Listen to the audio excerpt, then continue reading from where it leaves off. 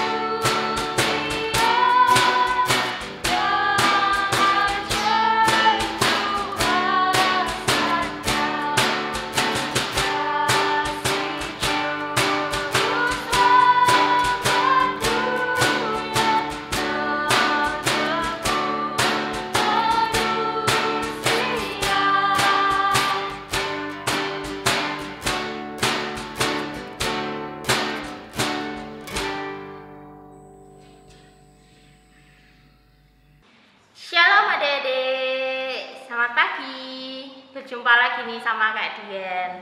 Nah, hari ini Kak Dian akan membawakan cerita, tapi sebelum itu kita mau berdoa terlebih dahulu. Mari kita berdoa. Tuhan Yesus, selamat pagi Tuhan. Terima kasih untuk segala berkat-Mu dan penyertaan-Mu kepada kami, hingga kami boleh melakukan ibadah online kembali Tuhan. Kiranya Tuhan senantiasa berkati kami, urapi hati kami untuk boleh menerima setiap firman-Mu hari ini. Terima kasih Tuhan. Haleluya. Amin. Nah, adik-adik, wah pastinya hari ini kalian semua semangat ya. Semangat untuk mendengarkan firman Tuhan hari ini. Udah gak sabar dong pastinya.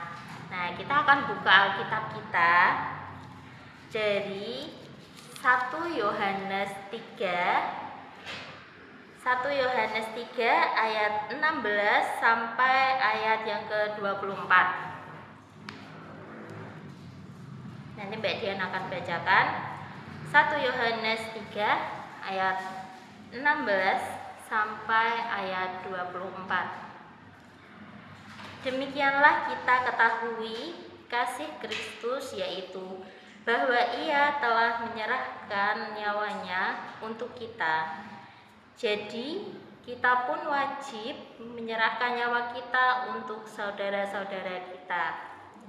Barang siapa mempunyai harta duniawi dan melihat saudaranya menderita kekurangan, tetapi menutup pintu hatinya terhadap saudaranya itu, bagaimanakah kasih Allah dapat tetap di dalam dirinya? Anak-anakku, marilah kita mengasihi bukan dengan perkataan atau dengan lidah, tetapi dengan perbuatan dan dalam kebenaran. Demikianlah kita ketahui bahwa kita berasal dari kebenaran.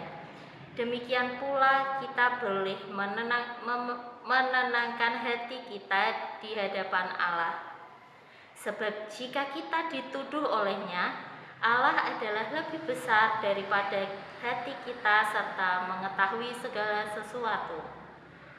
Saudara-saudaraku yang kekasih, jikalau hati kita tidak menuduh kita, maka kita mempunyai keberanian percaya untuk mendekati Allah. Dan apa saja yang kita minta, kita memperolehnya daripadanya. Karena kita menuruti segala perintahnya dan berbuat apa yang berkenan kepadanya. Dan inilah perintahnya itu, supaya kita percaya akan nama Yesus Kristus, Anaknya, dan supaya kita saling mengasihi sesuai dengan perintah yang diberikan Kristus kepada kita. Barang siapa menuruti segala perintahnya, ia diam di dalam Allah, dan Allah di dalam dia. Dan demikianlah kita ketahui bahwa Allah ada di dalam kita, yaitu Roh yang telah Ia karuniakan kepada kita.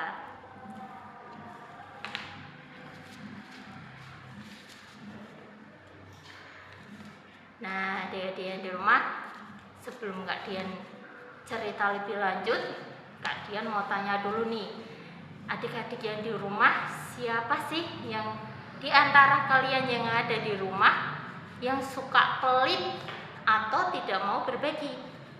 Ayo, kira-kira siapa nih yang kalau di rumah atau dimanapun sukanya pelit, gak mau berbagi sama orang lain?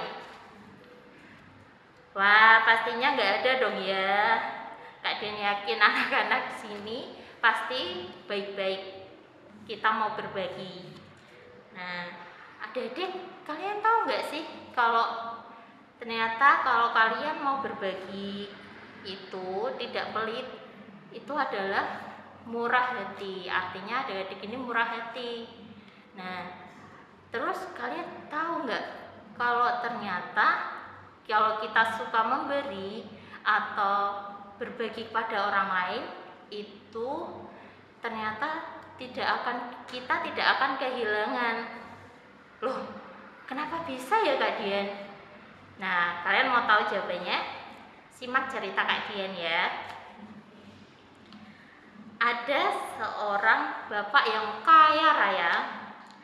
Si bapak ini mempunyai 3 orang anak. Anak yang pertama namanya Tino. Anak yang kedua namanya Tono. Dan yang ketiga, anak bungsunya namanya Tony. Nah, si bapak yang kaya raya ini mempunyai 19 ekor domba. Ayo, siapa yang tahu hewan domba itu kayak apa sih Kak Dian? Kalau ada yang belum tahu nih Kak Dian tunjukin ya. Ini gambar domba. Pasti tahu dong adik-adik di rumah ya. Nah, suatu hari si bapak kaya raya ini jatuh sakit. Sebelum si bapak kaya raya ini meninggal, bapak itu memanggil 3 orang anaknya. Tadi yang masih ingat siapa aja namanya anaknya? Ada Tino, Tono, sama Tony. Si bapak itu memanggil 3 anaknya karena akan mewariskan 19 ekor domba yang bapak itu miliki kepada 3 orang anaknya ini. Nah,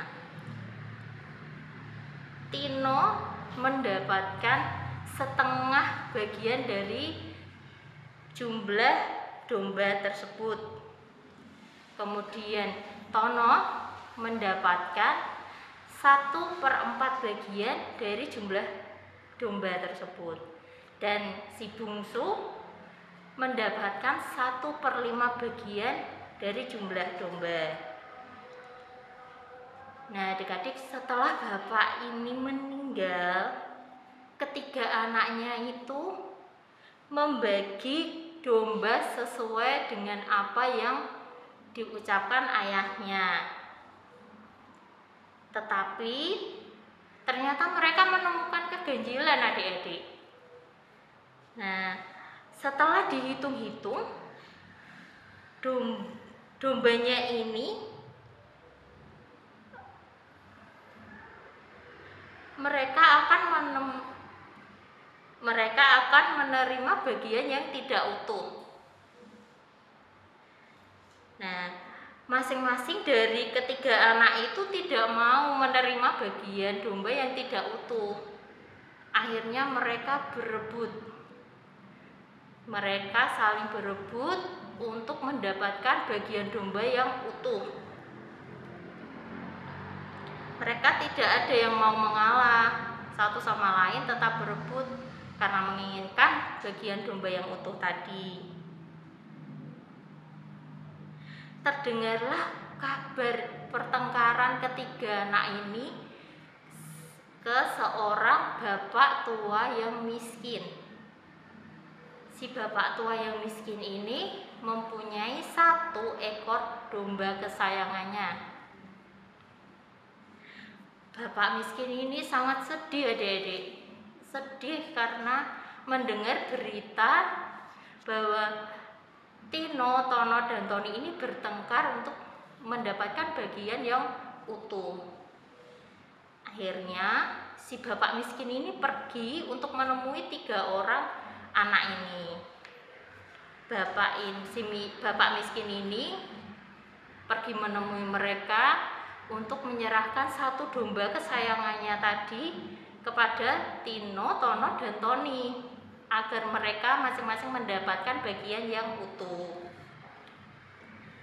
Si bapak miskin ini dengan rela dan ikhlas tulus memberikan 1 domba kesayangannya itu.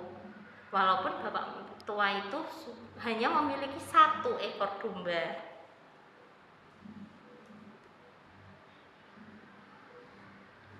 Tino, Tono, dan Tony sangat senang dan setuju akan idenya si bapak tua miskin ini. Mereka senang banget karena sekarang jumlah dombanya menjadi 20 ekor domba. Nah, mereka mulai membagi jumlah domba itu.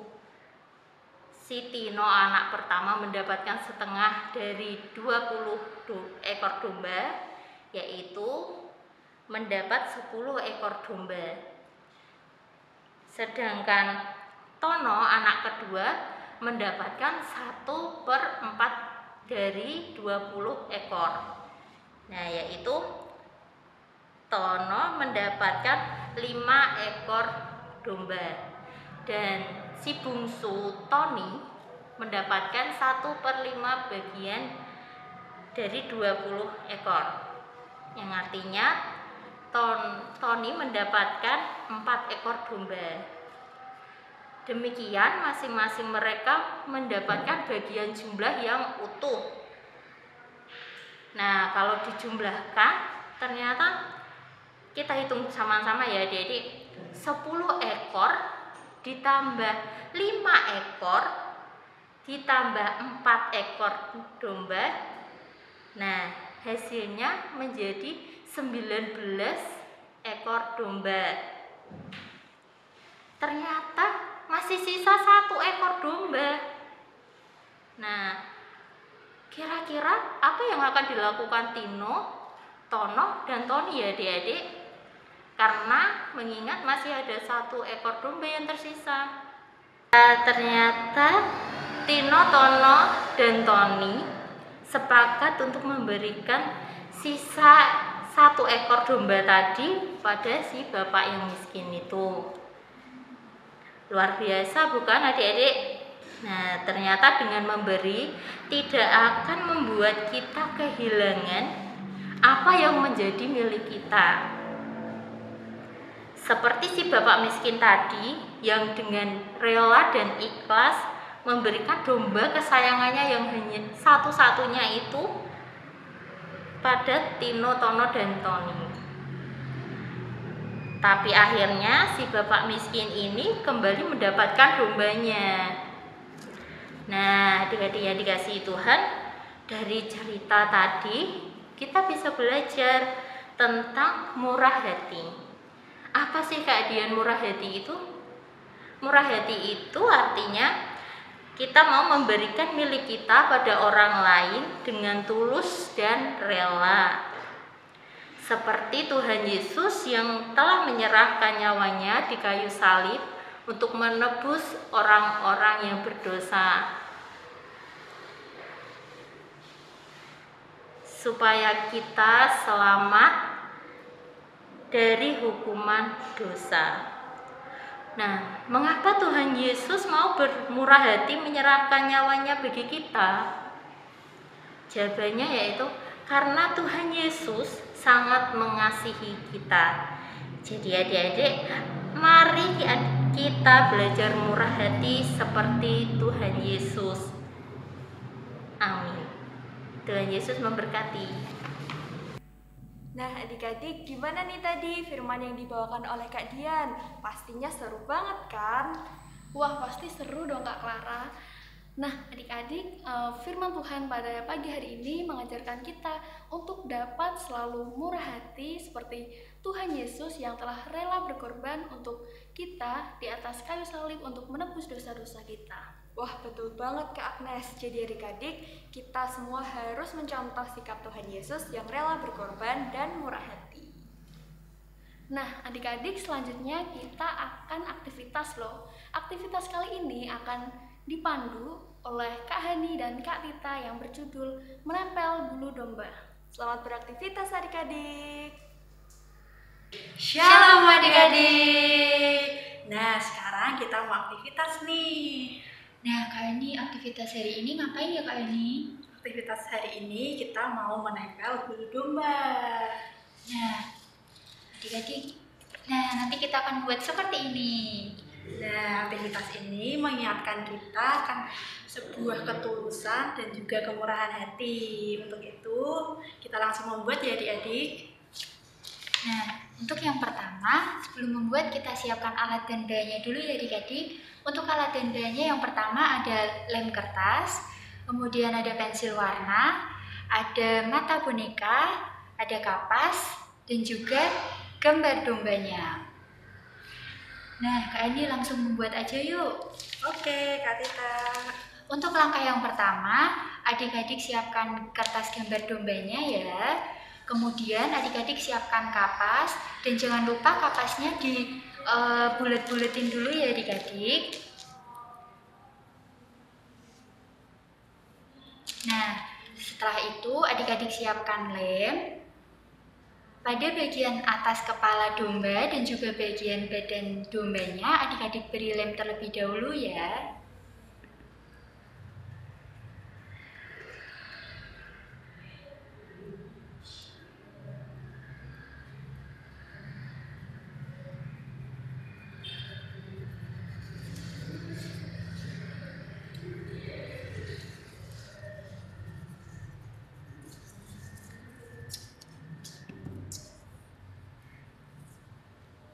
Sudah selesai nih Kak Tita. Nah, untuk langkah selanjutnya, untuk kapas yang sudah adik-adik buat bulat tadi, adik-adik tempel pada bagian yang sudah diberi lem ya adik-adik.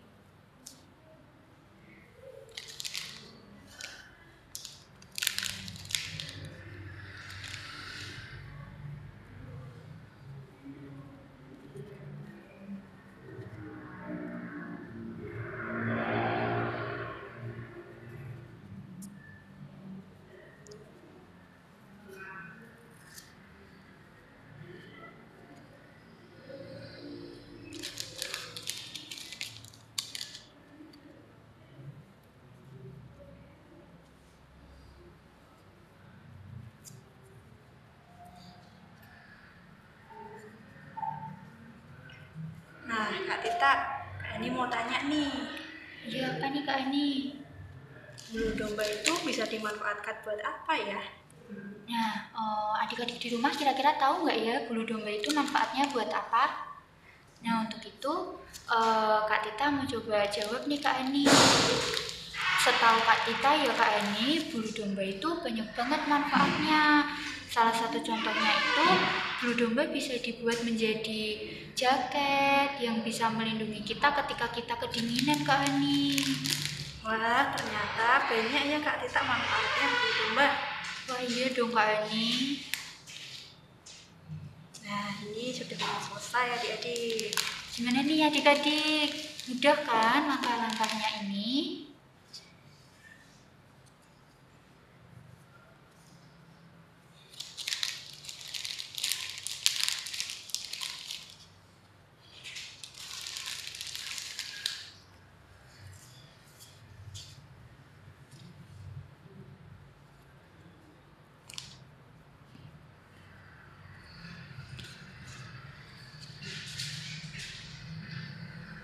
Nah, sudah selesai Kak Tita. Langkah selanjutnya apa ya?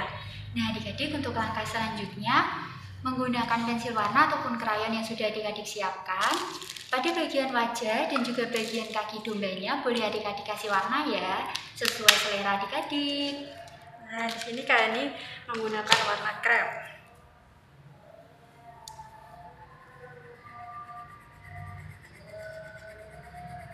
Kita warnai bagian wajahnya.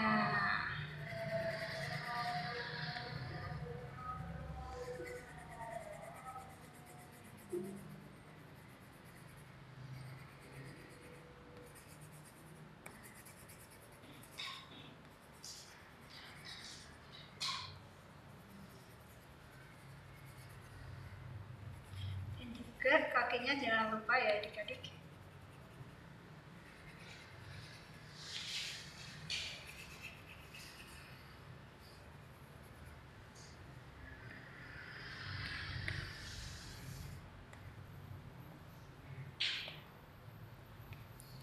Nah, sudah selesai Kak Tita.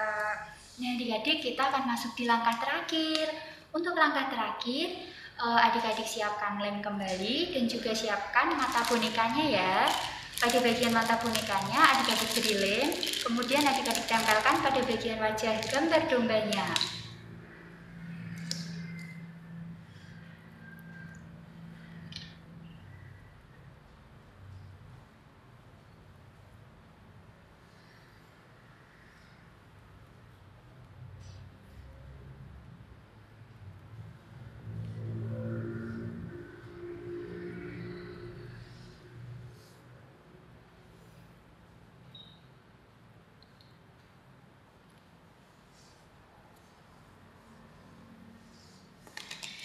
Nah, sudah jadi nih adik-adik. Wah, gimana punya adik-adik? Udah jadi belum? Pasti langkah-langkahnya mudah kan adik-adik untuk diikuti. Nah, untuk itu, kalau adik-adik sudah selesai, jangan lupa ya nanti difoto lalu dikirimkan ke guru-guru sekolah minggu. Nah, cukup sekian adik-adik aktivitas kita hari ini. Sampai jumpa di aktivitas selanjutnya ya. Tuhan Yesus memberkati. Nah, adik-adik gimana tadi aktivitasnya? Pasti seru banget kan? Oh iya, hasil karya adik-adik gimana? Pada bagus-bagus pasti nih. Wah, pasti bagus dong Kak Clara. Tadi tuh dombanya tuh lucu banget Kak pokoknya. Betul banget Kak Agnes. Adik-adik, sekarang kita mau persembahan ya. Kalian persiapkan uang persembahannya dulu ya. Dan untuk memulai persembahan, marilah kita pujikan dari KJ 439, Bila Topan Kelas Melanda Hidupmu.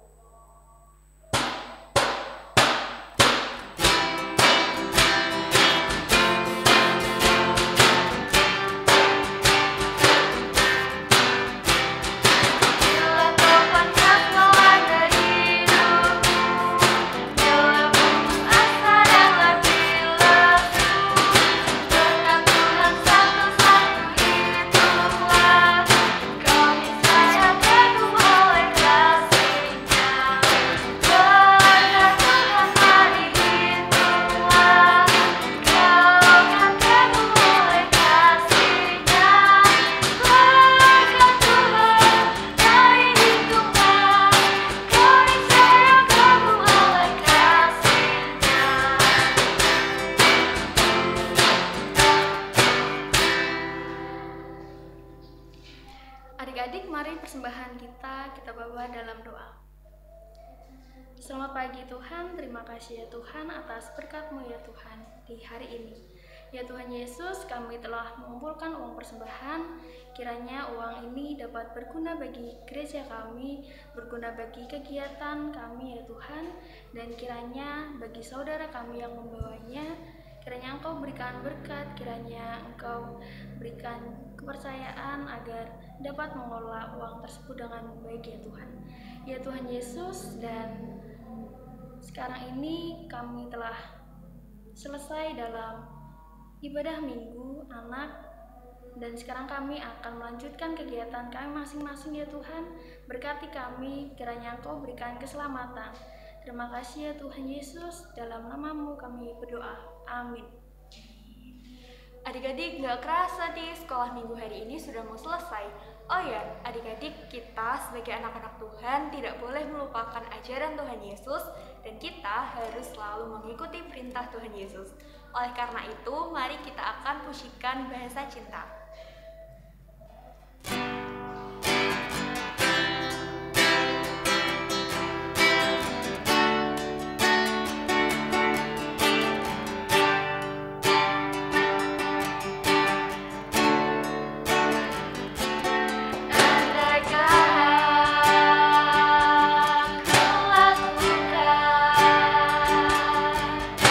Yang mulia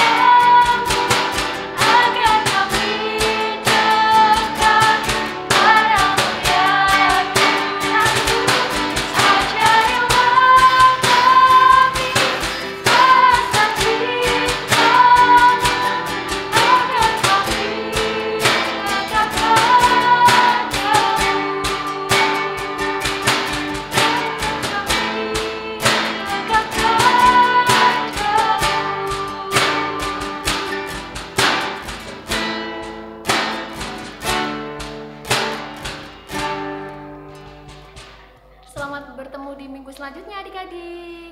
Tuhan Yesus memberkati. Dadah. Bye.